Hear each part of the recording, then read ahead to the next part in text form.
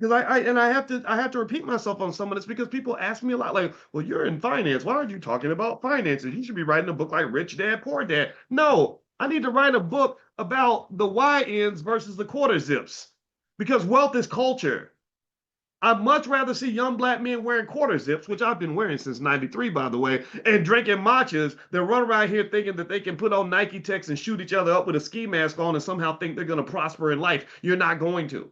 Wealth is very, very cultural. Wealth is extremely cultural. And one of the things that's happened, and this is due to people that have used capitalism as a way to ruin black culture. They just literally took your culture and peed in it is that they have literally created a culture that is not conducive to the survival of you or your family. It's not conducive to your mental health. It's not conducive for your physical health. It's not conducive for your freedom. It is certainly not conducive for your economic prosperity. It is built around the idea that you're going to get used up like a $2 hoe.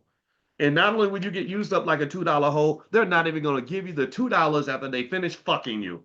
So there you go. That's how I feel. If you want to know how I really feel, that's how I feel. I'm not going to cuss no more, but this really makes me mad because this is nonsense. So, circle back.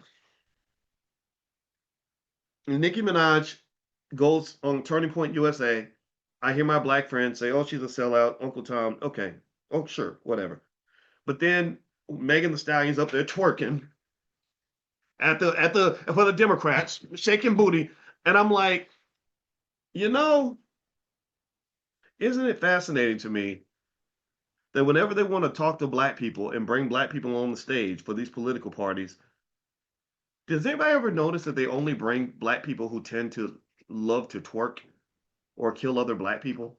Has anybody ever noticed that? That literally they tend to associate with murderous rappers or twerking female rappers, but they'll never talk to regular black people. Does anybody else notice this, or am I the only one? Does anybody, yeah, like really, like again, I'm not even blaming Nikki or Megan. I totally. I mean, they're young. They're hip hop artists. They're not political scientists. They didn't get a doctorate at Yale. They don't understand all the conditions of the black community. So does anybody else notice that, or am I the only one who notices that they tend to love to talk to black people who are entertainers?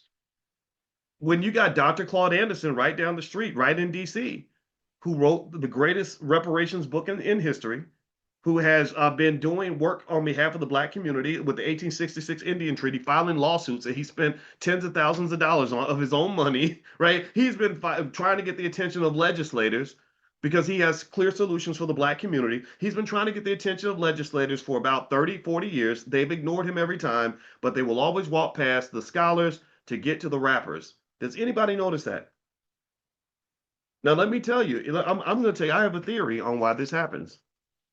Well, most of the rappers, many of them are perfect government operatives.